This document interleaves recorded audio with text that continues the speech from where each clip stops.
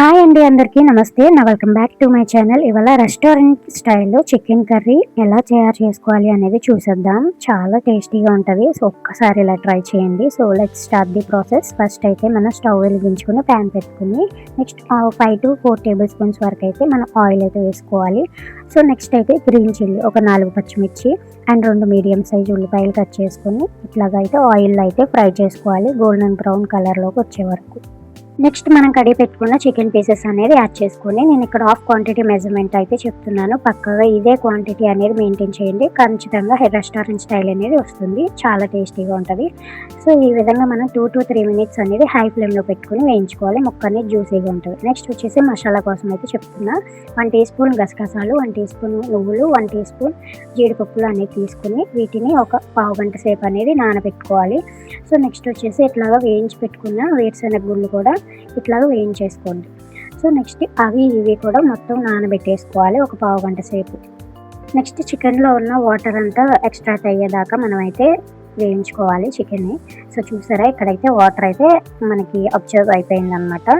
So ఈ విధంగా అయితే మనం అయితే చికెన్ అయితే వేయించేసుకున్న తర్వాత నెక్స్ట్ 2 స్పూన్స్ సాల్ట్ అనేది వేసేసుకోండి. నెక్స్ట్ వచ్చేసి చిటికెడు పసుపు కూడా వేసుకుని నీట్గా బాగా మిక్స్ అయిపోయేలాగా అయితే ఈ చికెన్ అయితే బాగా మిక్స్ చేసుకోండి. ఆ ఉప్పు అండ్ ఆ పసుపు అనేది బాగా పట్టేలాగా అయితే మిక్స్ చేసుకుని కొంచెం సేపు అనేది మూత పెట్టి అయితే మగ్గించుకోండి. సో ఈ లోపు అయితే నెక్స్ట్ ప్రాసెస్ అయితే చెప్తున్నా. నెక్స్ట్ మనం మిక్సీ జార్ తీసుకుని అందులో 2 మీడియం సైజ్ టమాటాలు అయితే తీసుకున్న తర్వాత కొంచెం కొత్తిమీర కాడలతో సహా అయితే వేసుకోండి. నెక్స్ట్ మనం పక్కన పెట్టుకున్నాం కదా నానబెట్టింది, సో ఆ పేస్ట్ కూడా వేసేసుకున్న తర్వాత నెక్స్ట్ ఒక చిన్న యాలక్కాయ వేసుకుని ఇలా ఫైన్ పేస్ట్ అయితే చేసుకోవాలి. ఈ విధంగా ఫైన్ పేస్ట్ చేసుకున్న తర్వాత చికెన్ అనేది ఈ విధంగా అయితే బాయిల్ అయ్యి ఉంటుంది కదా. సో ఇందులోకి వచ్చేసి మనం కొంచెం ఒకసారి అయితే మిక్స్ చేసేసుకుని నెక్స్ట్ అయితే అల్లం పేస్ట్ అయితే 1 టీ స్పూన్ అయితే వేసుకుని అది పచ్చి వాసన పోయేదాకా అయితే మనం వేయించుకోవాలి చికెన్ని.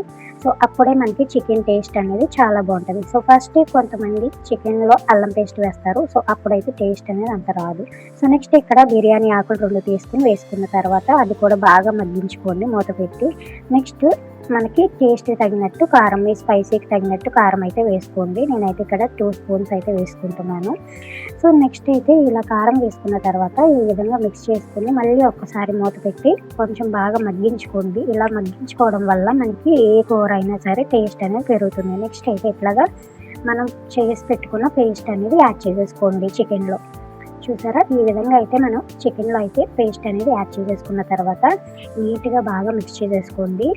సో ఈ విధంగా మిక్స్ చేసేసుకున్న తర్వాత గ్రేవీ కోసం మనకు ఒక 1 గ్లాస్ అయితే వాటర్ అయితే వేసుకోవాలి. సో ఈ విధంగా వాటర్ అయితే వేసుకున్న తర్వాత సో చికెన్ అంతా ఒకసారి మిక్స్ అయితే చేసేసుకోండి.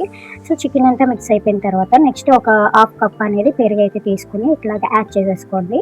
యాడ్ చేసేసుకున్న తర్వాత ఒకసారి చికెన్ని మొత్తాన్ని బాగా కలిసేలాగా అయితే మిక్స్ చేసేసుకోండి. నెక్స్ట్ ఈ విధంగా బాగా మిక్స్ చేసేసుకున్న తర్వాత నెక్స్ట్ మసాలా అయితే యాడ్ చేసేసుకోండి. ధనియాల పొడి అయితే ఒక 1 టీ స్పూన్ వేసేసుకోండి. నెక్స్ట్ గరం మసాలా ఒక 1/2 టీ స్పూన్ అయితే వేసుకోండి. నెక్స్ట్ వచ్చేసి మనం ఈ విధంగా బాగా ఆ మసాలా 2 మిక్స్ అయిపోయేలాగా మిక్స్ చేసేసుకున్న తర్వాత నెక్స్ట్ అయితే ఇక్కడ నేను హోమ్ మేడ్ మసాలా అయితే యాడ్ చేస్తున్నాను. ఇదైతే నేను ఇంట్లోనే తయారు చేసుకుంటాను. ఏ నాన్ వెజ్ కర్రీస్లోకి అయినా సరే నేను ఇదే మసాలా యూజ్ చేస్తాను. టేస్ట్ అయితే చాలా బాగుంటుంది. And last and final touch అనేది మనం కొత్తిమీర అనేది యాడ్ చేసేసుకుంటే చాలా టేస్టీగా ఉంటుంది. ఒక 2 మినిట్స్ అనేది మగ్గించుకోండి. ఆయిల్ అనేది ఈ విధంగా అయితే పైకి అయితే తేలాలన్నమాట. ఈ విధంగా ఆయిల్ అయితే పైకి వచ్చేస్తుంది అంటే మనకి కర్రీ అనేది ప్రిపేర్ అయిపోయినట్టే. సో చూసారా, ఎంతో మంచిగా మనం ఇంట్లోనే ఈజీగా ప్రిపేర్ చేసేసుకున్నాం రెస్టారెంట్ స్టైల్లో. సూపర్ టేస్టీగా ఉంటుంది చికెన్ కర్రీ, చాలా అంటే చాలా బాగుంటుంది. ఒక్కసారి ట్రై చేయండి.